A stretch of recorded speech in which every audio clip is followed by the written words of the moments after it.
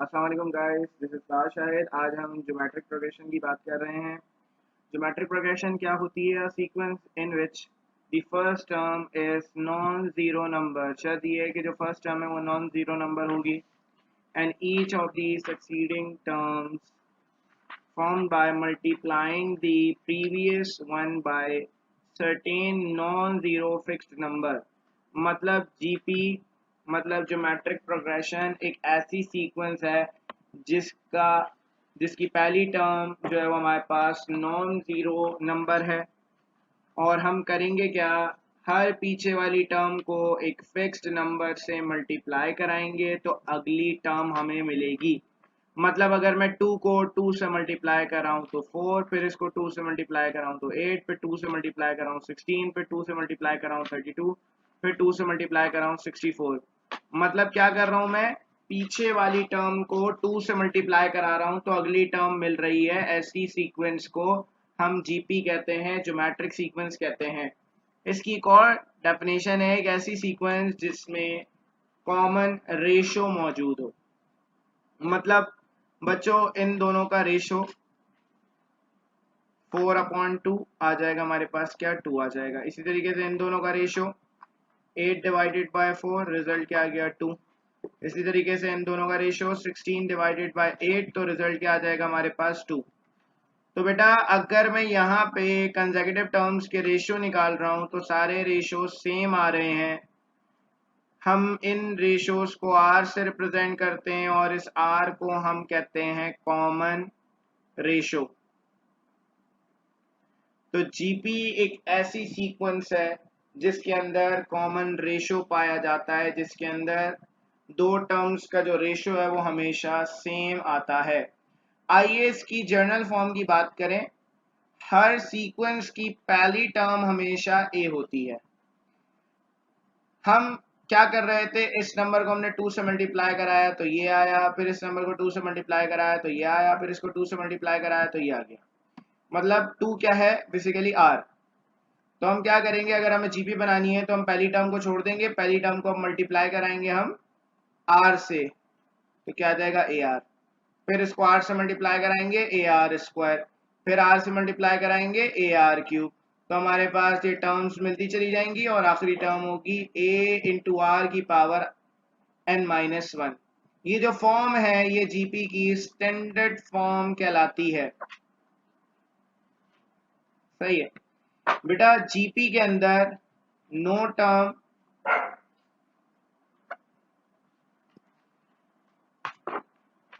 Term of GP is zero.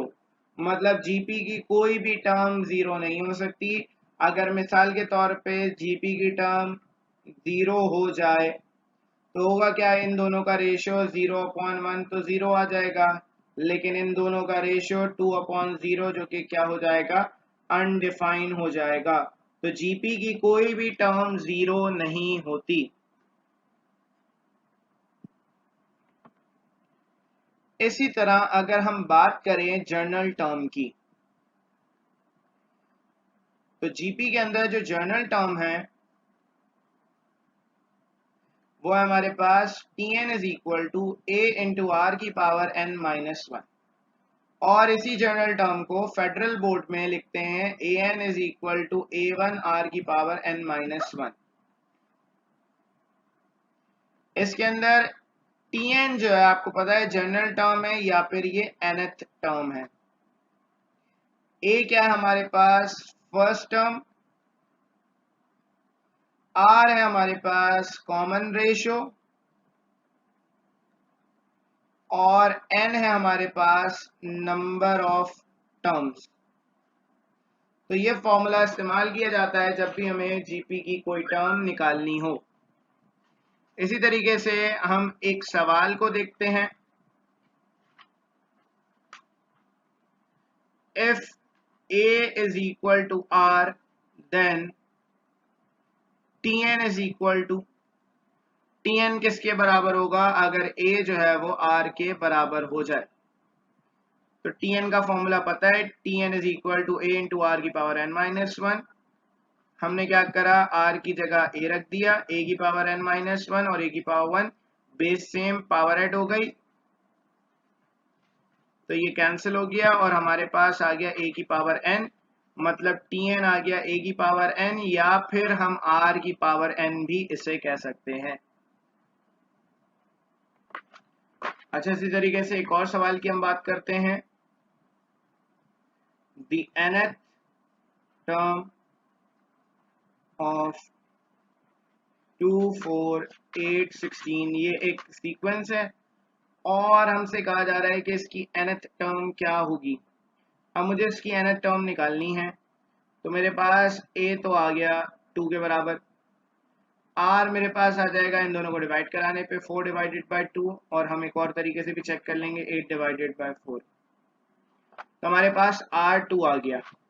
अब हमें tn चाहिए, tn is equal to a into R की power n minus 1, सही है, a की जगह 2, r की जगह 2 होल पावर n माइनस 1, इसकी पावर 1 है, बेस सेम, पावर ऐड हो गई, n 1 प्लस n माइनस 1, 1 से 1 कैंसिल, 2 की पावर n हमारे पास इसका आंसर आ जाएगा।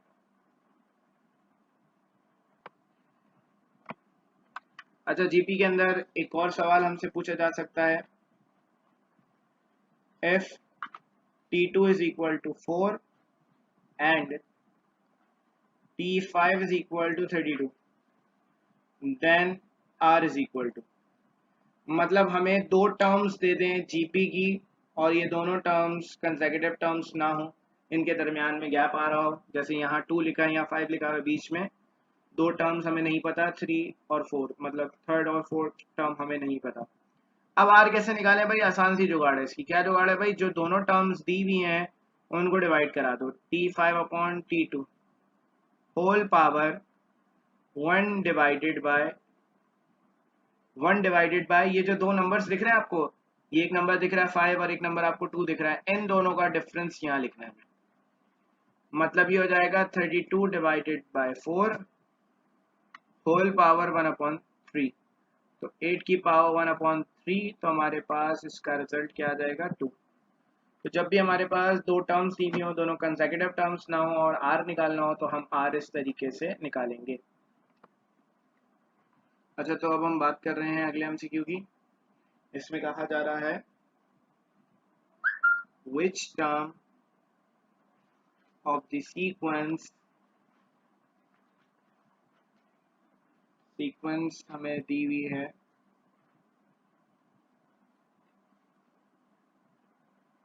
तो हमें जो सीक्वेंस दी हुई है इसमें कहा जा रहा है 2, 6, 18 और ये चल रही है is 4, 3, 7, 4।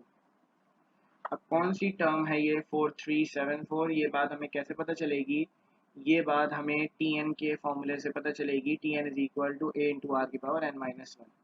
ए तो बच्चों क्या हो गया, ए हमारे पास आ गया 2, आर क्या होगा हमारे पास, इन दोनों को डिवाइड करा देंगे, 6 डिवाइडेड बाय 2 या फिर 18 डिवाइडेड बाय 6, दोनों में रिजल्ट जो है वो सेम आएंगे। और क्योंकि n निकालना है हमें, विच टर्म हमें बताना है कि कौन सी टर्म है ये, तो हमें n बताएगा कि ये कौन सी टर्म है। n निकालने के लिए हमें tn के बराबर रखना पड़ेगा 4374 को, तो यहाँ आ जाए आप, 4374 को रख दिया आपने tn की जगह पर, a की जगह पर 2 आ गया और ये आ गया 3 की पावर n माइनस 1, तो ये 2 जाके वहाँ डिवाइड हो जाएगा और 3 की पावर n माइनस 1, जब हम इसको 2 से डिवाइड कर देंगे, मतलब 4374 डिवाइडेड बाय 2, तो हमारे पास इसका रिजल्ट आ जाएगा 2187 इज इक्वल टू 3 की पावर n माइनस 1।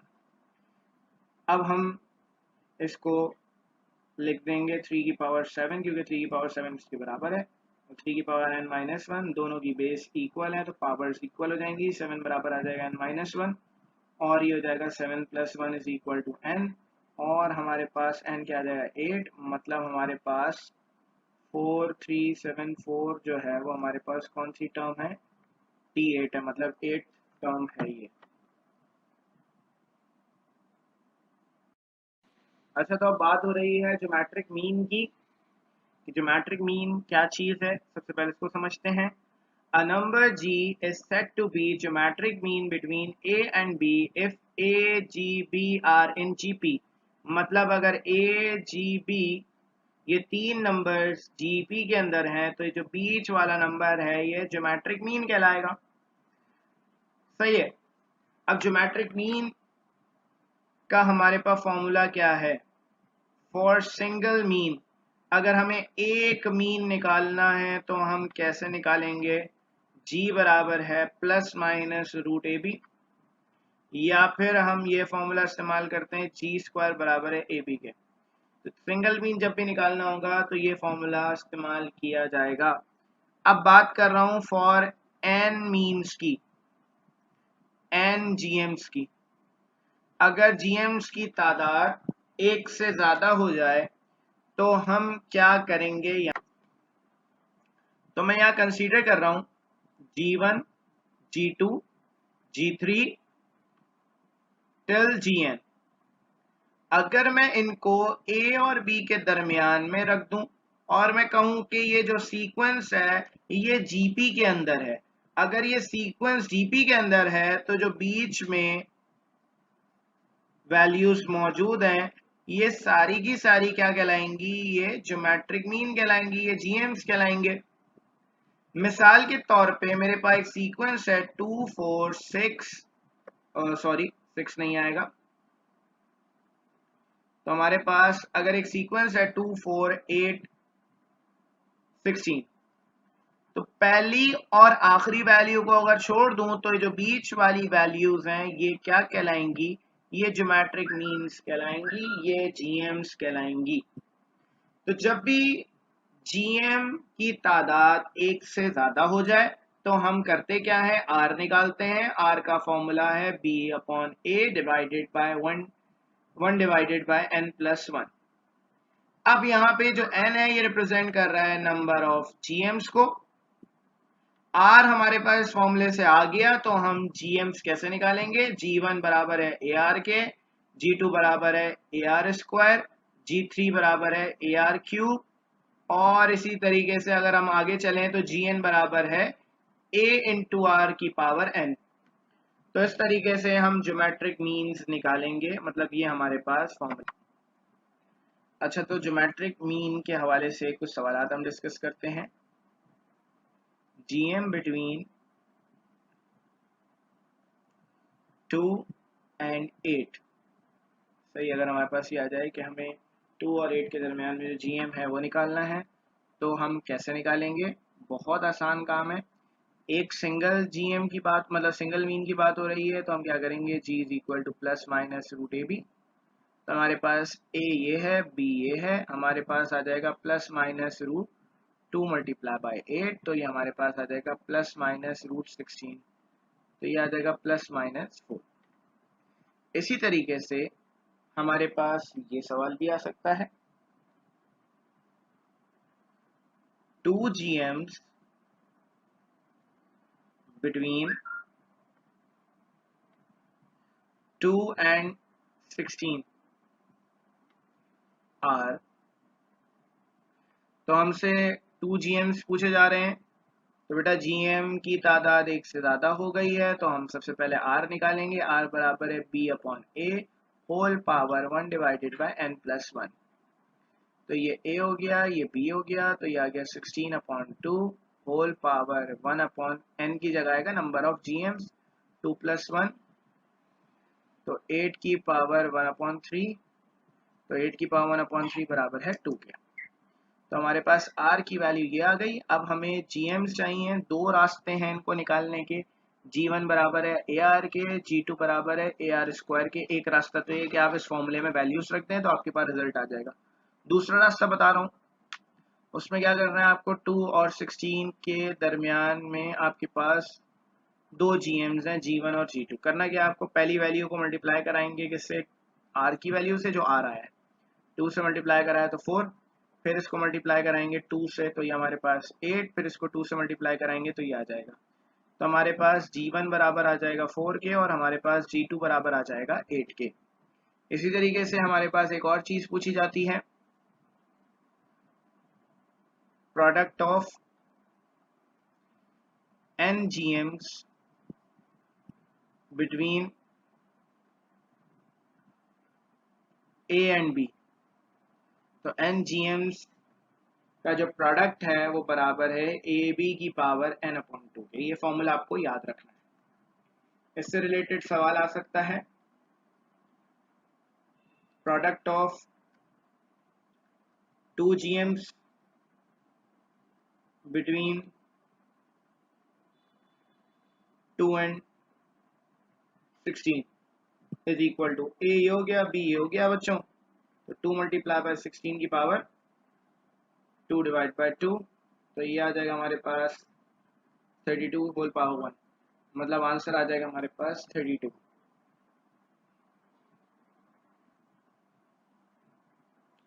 अच्छा, तो अब इस सवाल की अगर हम बात करें तो इस सवाल के अंदर हमसे कहा जा रहा है if A B C D are in GP then dash are also in GP. मतलब कहा जा रहा है कि अगर ये तीनों जीपी के अंदर हैं तो अब इनको भी चेक करना है कि ये जो ऑप्शंस हैं ये जीपी के अंदर है या नहीं है। तो बेटा ए बी सी डी ये 3 वेरिएबल्स दिए हुए हैं और कहा जा रहा है 3 वेरिएबल्स जीपी के अंदर है। तो हम करेंगे क्या, हम यहाँ पे नंबर सपोज करेंगे जो कि जीपी में 1 को 2 से मल्टीप्लाई करा है 2 को 2 से मल्टीप्लाई करा है 4 को 2 से मल्टीप्लाई करा है 8। अब आ जाएंगे हम ऑप्शंस पे, a plus b 1 plus 2 comma b plus c, मतलब b के आपके पास 2 और c के आपके पास 4। तो ये आ गया आपके पास 2 प्लस 4 और ये आ गया आपके पास 4 प्लस 8। इनको हमने सॉल्व कर लिया तो हमारे पास का रिजल्ट आ गया 3 6 12। तो इन दोनों को डिवाइड कराने पे 6 डिवाइड बाई 3 2 आएगा, 12 डिवाइडेड बाई 6 मतलब इन दोनों को डिवाइड करने पे भी 2, इन दोनों को डिवाइड करने पे भी 2, मतलब ये जीपी में है। यहाँ पर आ गए a की जगह आ गया 1, b की जगह आ गया 2, b की जगह 2, c की जगह आपके पास आ गया 4, 4 माइनस 8। अब क्या आएगा भाई, यहाँ पर आ गया आपके पास माइनस का 1 और ये आ गया आपके पास माइनस का 2 और यहाँ आ गया आपके पास माइनस का 4। तो इन दोनों को डिवाइड कराने पे क्या आ गया 2, इन दोनों को डिवाइड कराने पे भी क्या आ गया 2। उसका मतलब है ये भी जीपी में। अगर A B C D GP के अंदर है तो ए बी सी भी जीपी के अंदर होंगे ना, मतलब 1 2 4। तो ये भी जीपी में इन दोनों का रेशियो और इन दोनों का रेशियो भी बराबर होगा, मतलब हमारे पास का रिजल्ट क्या होगा, ऑल ऑफ दीज। अच्छा, तो अब बात हो रही है यहाँ पे, जैसा कि आपके सामने है ज्योमेट्रिक सीरीज की बात हो रही है। ज्योमेट्रिक सीरीज क्या होती है, the sum of the terms of a geometric sequence is called a geometric series. मतलब बच्चों आप लोगों को पता ही है कि मिसाल के तौर पे 2 4 8 16 ये जो हमारे पास वैल्यूज लिखी हैं, मतलब इसको हम क्या कहेंगे जीपी, क्योंकि ये ज्योमेट्रिक सीक्वेंस है। क्योंकि जो सीक्वेंस है इसके अंदर कॉमन रेशो मौजूद है, इन दोनों को डिवाइड करेंगे तो 2, इन दोनों को डिवाइड करेंगे तो 2, इन दोनों को डिवाइड करेंगे तो 2।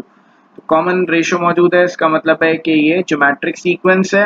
अगर हम ज्योमेट्रिक सीक्वेंस की तमाम वैल्यूज को आपस में ऐड करा दें, ऐड कराने पे जो चीज़ बनेगी वो जीएस कहलाएगी, ज्योमेट्रिक सीरीज कहलाएगी। जैसा कि हमें पता है कि ए आर स्क्वायर, फिर उसके बाद A R cube till A into R power n minus 1, ये स्टैंडर्ड फॉर्म कहलाती है जीपी की, क्योंकि ये एक सीक्वेंस है।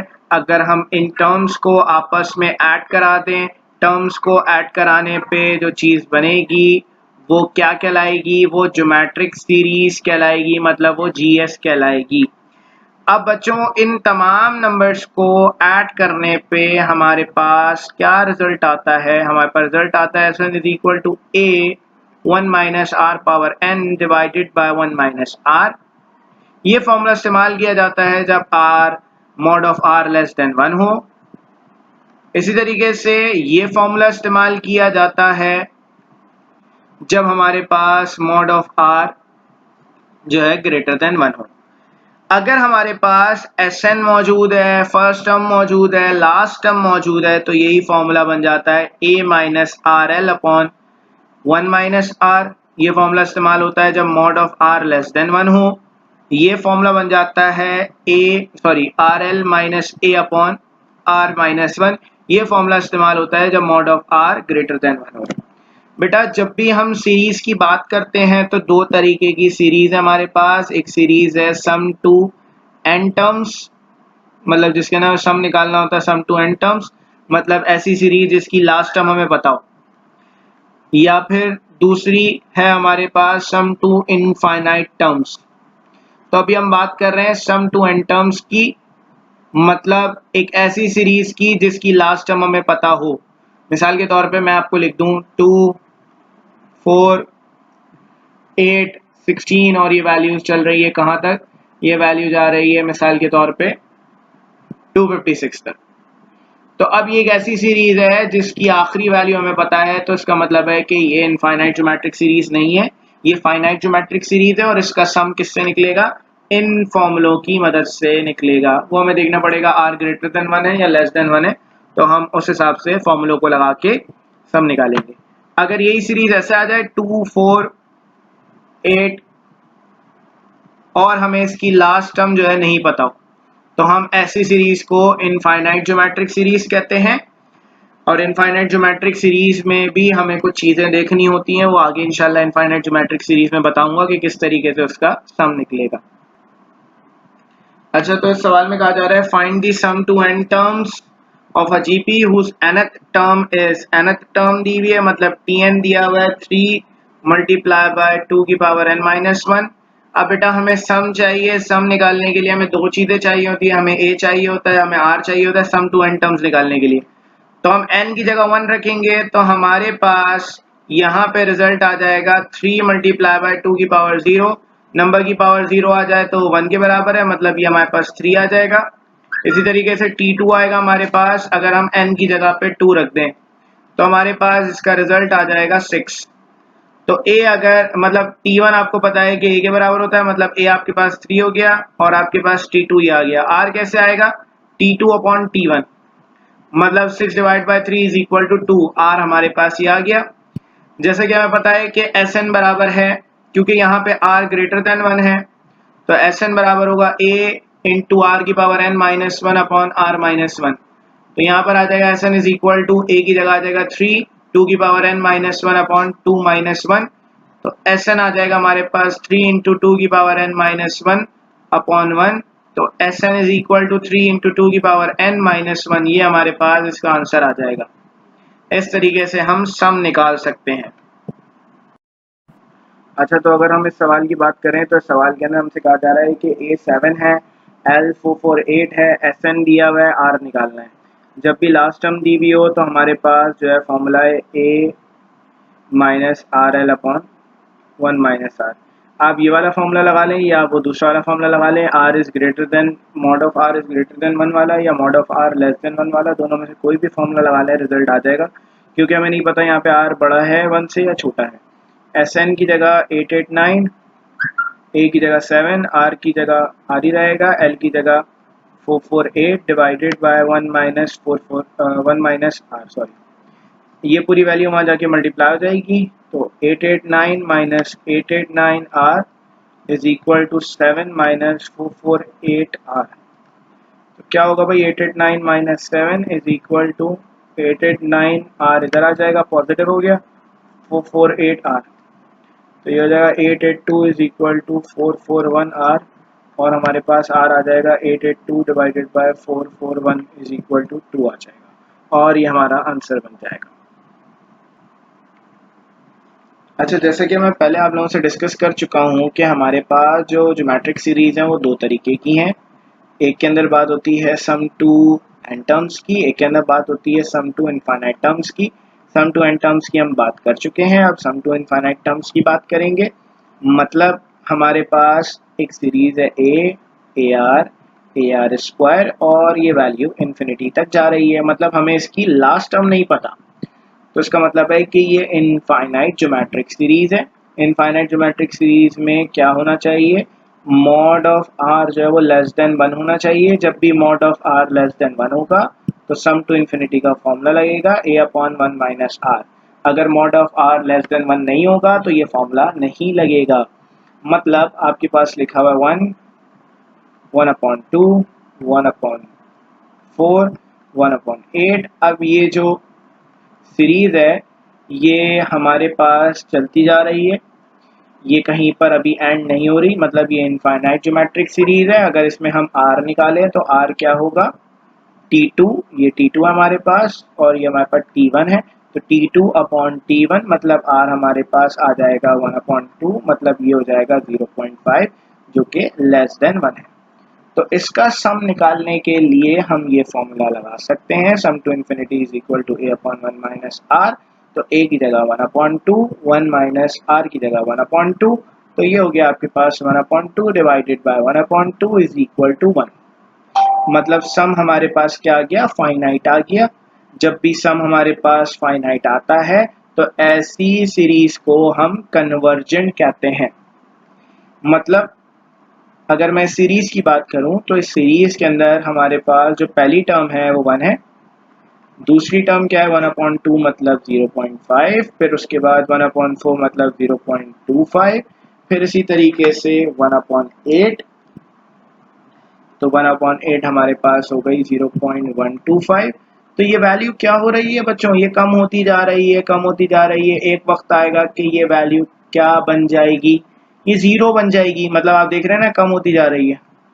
एक वक्त आएगा कि ये इतनी कम हो जाएगी कि इसका होना या ना होना बराबर होगा, मतलब आखिरी वैल्यू क्या बन जाएगी, 0 बन जाएगी। क्योंकि आप देखें सीरीज को, तो ये सीरीज किसकी तरफ जा रही है, ये सीरीज 0 की तरफ जा रही है, मतलब ये कन्वर्ज हो रही है, मतलब ये एक जगह जाकर रुक जाएगी। क्योंकि वैल्यूज कम होती जा रही हैं, एक वक्त ऐसा आएगा कि 0 हो जाएगी और रुक जाएगी। अगर मैं इसी के साथ साथ एक और सीरीज की बात करूं तो ये लिखा हुआ है 2, 4, 8, 16, और इसकी भी मुझे लास्ट टर्म नहीं पता। लास्ट टर्म नहीं पता तो इसका मतलब है कि ये भी कहां तक जा रही है, ये भी इंफिनिटी तक जा रही है। मतलब ये इनफाइनाइट ज्योमेट्रिक सीरीज है, लेकिन इसके अंदर r क्या है, r कैसे आएगा 4/2, मतलब r इसका आ जाएगा 2, r क्या है 1 से बड़ा है, r 1 से बड़ा है, तो ये वाला फॉर्मूला मतलब सम टू इन्फिनिटी का फॉर्मूला नहीं लग सकता यहाँ पर। तो जब भी बेटा r 1 से बड़ा होगा तो होगा क्या कि जो सीरीज है वो बढ़ती जाएगी, 2, 4, 8, 16, 32, 64, ये बढ़ती जा रही है, कहीं पर भी रुकेगी नहीं, इसकी वैल्यू बढ़ती रहेगी, मतलब इसकी वैल्यू 0 नहीं होगी। 64 आएगा, 128, 256, मतलब ये बढ़ती रहेगी और ये क़यामत तक बढ़ती रहेगी, ये वैल्यू कहीं पर रुकेगी नहीं। तो ऐसी सीरीज को हम क्या कहते हैं, ऐसी सीरीज को हम डाइवर्जेंट कहते हैं, क्योंकि ऐसी सीरीज का जो सम है वो हमेशा क्या आता है, इन्फिनिटी आता है। जब भी सीरीज का सम इन्फिनिटी आएगा तो उसको हम डाइवर्जेंट कहेंगे। जब भी सीरीज का सम जो है वो नंबर आएगा कोई भी, मतलब कौन सी सीरीज, इनफाइनाइट ज्योमेट्रिक सीरीज, सही है। अगर नंबर आएगा तो ऐसी को हम क्या कहेंगे, कन्वर्जेंट कहेंगे, सही है। तो ये बात आपको याद रखनी है। ये फॉर्मूला कब लगेगा, जब भी r मॉड ऑफ r 1 से छोटा होगा तब ये फॉर्मूला लगेगा, और मॉड ऑफ r अगर 1 से छोटा होगा तो ऐसी सीरीज को हम कन्वर्जेंट कहते हैं। अगर मॉड ऑफ r जो है वो 1 से बड़ा होगा तो ऐसी सीरीज को हम क्या कहते हैं, डाइवर्जेंट कहते हैं ऐसी सीरीज को।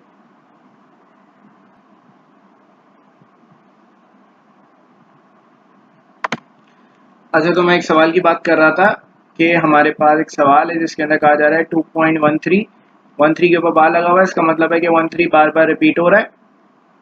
मतलब आपके पास ये जो नंबर है ये कौन सा नंबर है, ये रैशनल नंबर है, ये पॉइंट के बाद वाली वैल्यू बार बार रिपीट हो रही है। कहा जाता है कि इसको फ्रैक्शन में कन्वर्ट करना है, वल्गर फ्रैक्शन या कॉमन फ्रैक्शन, दोनों अल्फाज इस्तेमाल किए जाते हैं फ्रैक्शन के लिए। बेसिकली दोनों का मतलब क्या है कि हमें सिंपल फ्रैक्शन के अंदर इसको कन्वर्ट करना है।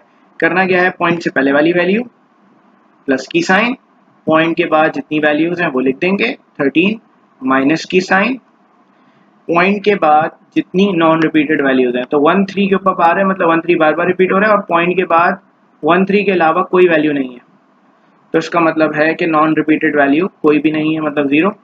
जितनी रिपीटेड वैल्यूज हैं उतने 9 आ जाएंगे नीचे, दो रिपीटेड वैल्यूज है 13, तो नीचे 2 9 आ जाएंगे, 2 + 13 डिवाइडेड बाय 99, तो ये आ जाएगा हमारे पास 198, क्योंकि एलसीएम लेंगे इसमें 198 + 13 डिवाइडेड बाय 99, तो ये आ जाएगा 211 डिवाइडेड बाय 99। अगर आप इसको कैलकुलेटर से डिवाइड कराएंगे तो आप देख लीजिएगा यही आंसर आ जाएगा। इसी तरीके से एक और तरीके का सवाल मैं देख रहा हूँ। मिसाल के तौर पे आपको कहा जा रहा है 0.113। अब हमें इसको फ्रैक्शन में कन्वर्ट करना है। कैसे कन्वर्ट करें? पॉइंट से पहले वाली वैल्यू प्लस की साइन, फ्रैक्शन, पॉइंट के बाद जितनी वैल्यूज हैं, कितनी वैल्यूज हैं 113, माइनस की साइन, पॉइंट के बाद नॉन रिपीटेड वैल्यू, देखें बार जो है ना वो 13 के ऊपर है, तो इसका मतलब है ये जो 1 है ये रिपीट नहीं हो रहा, तो यहाँ पे 1 आ जाएगा। नॉन रिपीटेड वैल्यू क्या है 1, तो 1 आ जाएगा। जो भी नंबर लिखा होगा ना नॉन रिपीटेड वो यहाँ लिख देंगे। 13 मतलब 13 दो बार रिपीट हो रहा है, मतलब 13 जो है बार बार रिपीट हो रहा है, तो जितनी रिपीटेड वैल्यूज हैं उतने 9 आएंगे नीचे, जितनी नॉन रिपीटेड वैल्यू है पॉइंट के बाद उतने 0 आएंगे। तो एक ही नॉन रिपीटेड वैल्यू है 1, तो ये आ जाएगा आपके पास 112 डिवाइडेड बाय 990, तो ये फ्रैक्शन में कन्वर्ट हो जाएगा। इसी तरीके से 0.121 आ जाए। अब इसके अंदर क्या हो रहा है, खाली 1 रिपीट हो रहा है, पॉइंट से पहले वाली वैल्यू प्लस की साइन, फ्रैक्शन, पॉइंट के जितनी वैल्यूज है वो लिख देंगे 121। कितनी वैल्यूज रिपीट हो रही हैं? सिर्फ 1 रिपीट हो रहा है क्योंकि 1 के ऊपर बार है। और कितनी नॉन रिपीटेड वैल्यूज हैं? तो 2 नॉन रिपीटेड वैल्यूज हैं, और वो क्या है 1 2, तो हम माइनस कर देंगे 1 2 को, जितनी नॉन रिपीटेड वैल्यूज हैं उनको माइनस करा देंगे, डिवाइडेड बाय रिपीटेड वैल्यू जितनी है उतने 9, तो 1 है रिपीटेड वैल्यू, एक ही रिपीटेड वैल्यू है तो 1 9, और 1 2 क्या है नॉन रिपीटेड वैल्यूज, तो उतने 0 आ गए आपके पास। तो आपके पास इसका रिजल्ट जो है वो बहुत आसानी से आ जाएगा। तो आपके पास इसका रिजल्ट आ गया 109/900। तो इस तरीके से हमारा ये रिजल्ट आ जाएगा।